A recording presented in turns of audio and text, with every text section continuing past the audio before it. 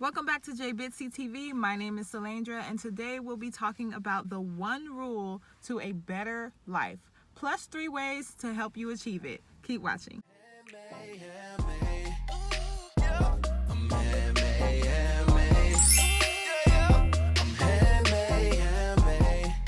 We all want a better body. We want better careers. We want better relationships. So what if I told you that I finally found the one key to creating a better life all around? It's not a secret. It's been talked about constantly on TV and social media. There's endless books and speeches and quotes about it. The key to having a better life is within reach of every single one of us, but we constantly overlook it and refuse to practice it. The one thing that can change your life forever is self-discipline, or in biblical terms, crucifying the flesh. Galatians 5:24 says, "And those who belong to Christ Jesus have crucified the flesh with its passions and desires."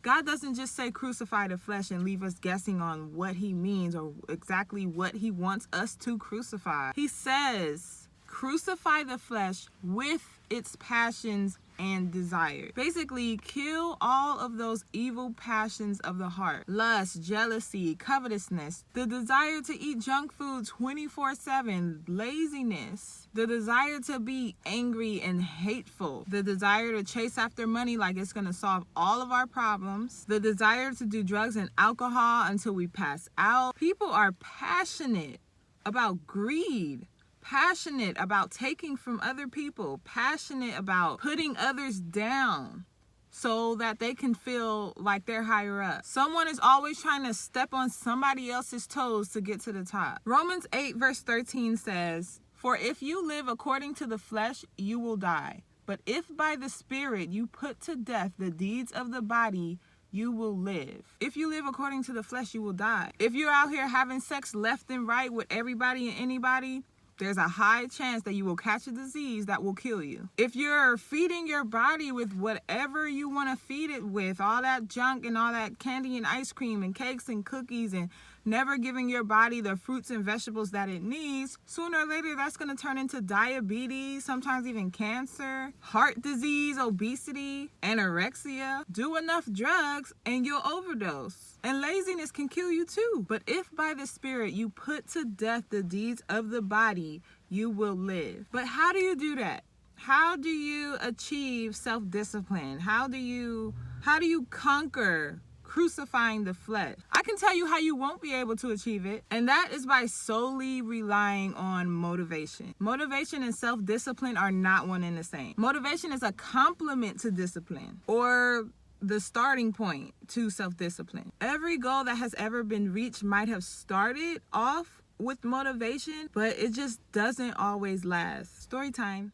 Almost 2 years ago, I decided I wanted to be closer to Christ. And in doing so, I wanted to live a life of purity and give my mind, soul, and body to him fully. In other words, I decided to wait until marriage to be intimate again. Initially, I had all the motivation in the world. I was motivated by God. I was motivated by my daughter. I was motivated by other people around me. And it was great. But as my journey continued, temptation started coming at me full force. My body started acting crazy. I was feeling like I was going through high school again, when your hormones is jumping up and down and just all out of whack. Exes started popping up out of nowhere. Like, where'd you come from?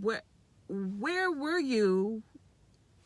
People started judging my decision. People started calling me stupid for it. I've heard the girl, you're gonna be single forever. I've heard it's 2020, who does that? Nobody's gonna wait for you. All type of stuff just coming from every single corner. On top of that, I was stressed out by other things that was going on in my personal life, and it became harder and harder to stick to my decision and stay motivated and continue to live a pure life for Christ. Ultimately, the motivation was stripped away, and I started getting in my feelings and feeling sorry for myself and feeling angry and all these different emotions that were starting to control my decision-making skills. Because I was really relying on that motivation to keep me going and to keep me moving towards my goal. So I needed to figure out another way to get back into gear and stay on the right path before I messed up. When you are solely relying on motivation to drive you and to push you, that fire might soon burn out. And it's not because you don't want it. I really hate when people say, oh, you just don't want it bad enough. You might really want it bad. That's a hard topic because you can want something really bad,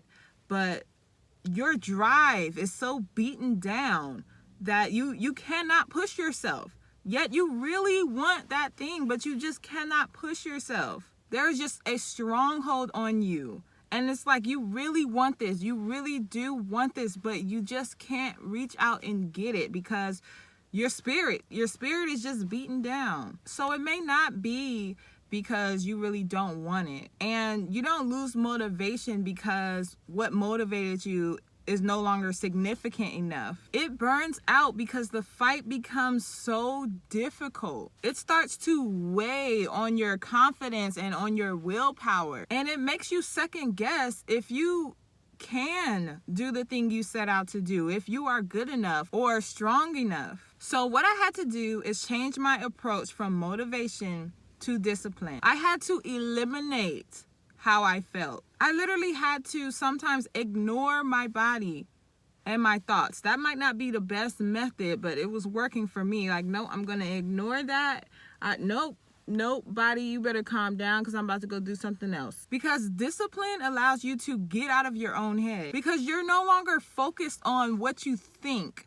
You're focused on what you do. Like, yes, I'm thinking about it, but I'm going to focus on what I'm doing. 1 Peter 5 verse 8 says, be sober-minded, be watchful. Your adversary, the devil, prowls around like a roaring lion, seeking someone to devour. Stay woke. Every time you are pumped up and ready to change your life, Satan is lurking. He sees you working towards that goal. He's ready and he is just waiting for your motivations to go doot, doot, doot, ding. All right, it's time to move in. It's time to slither on in there and tell her she ain't. Let me whisper in their ear and tell them how unworthy they are and how they can't accomplish this thing and how they will never reach that goal. Motivation can last a lifetime depending on a person, but for the most part, in my experience, motivation is temporary. But let's compare the actual definitions of motivation and self-discipline. Motivation: the reason or reasons one has for acting or behaving in a particular way. Okay. Self-discipline: the ability to control one's feelings and overcome one's weaknesses. The ability to pursue what one thinks is right, despite temptations to abandon it. This is why God tells us to crucify the flesh. Paul said, I die daily. He killed the desires of his flesh every single day. He had the ability to pursue what he thought was right, despite all temptations to abandon it. We will constantly be tempted to give up on creating a better life for ourselves. We will be tempted as soon as we start something new to go back to our old ways and go back to our old habits. If we say, no, this is what I'm doing, and we give no power to the passions and desires of our flesh, we can literally accomplish anything. So here are 3 things I'm doing to help me achieve self-discipline in my life, and hopefully they will help you as well. Number 1, listen to yourself. Preferably the first 2 thoughts. In my experience, the first 2 thoughts I have is the beginning of a very long mental battle. For example, I'm really trying to get in shape. I'm trying to cut down on all the sweets that I am addicted to. And when temptation comes, I always have 2 initial thoughts. The first one, I really, really want a milkshake right now.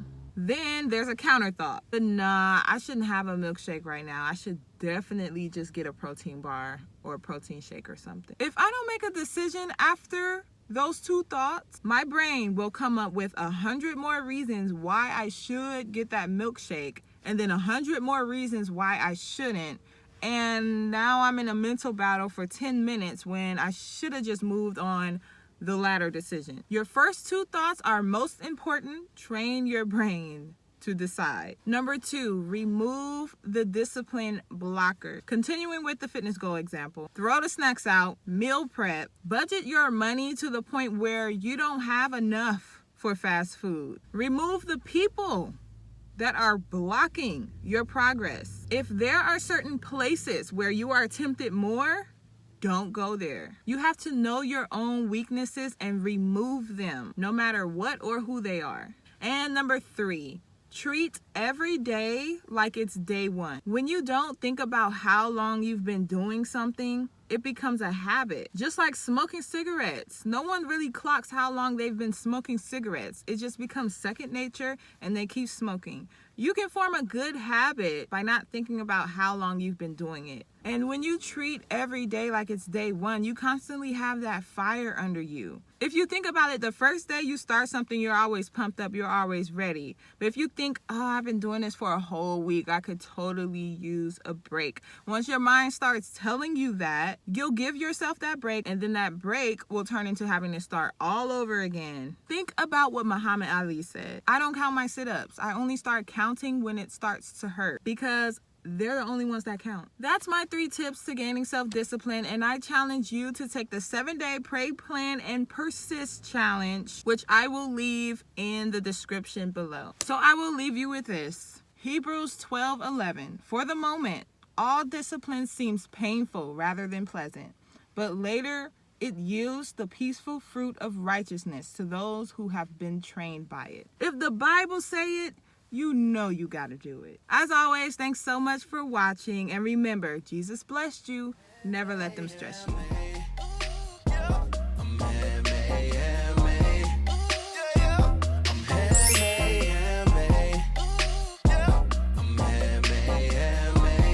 Perfect, but I'm worth it, yeah, you working on me. I ain't perfect, but I'm worth it.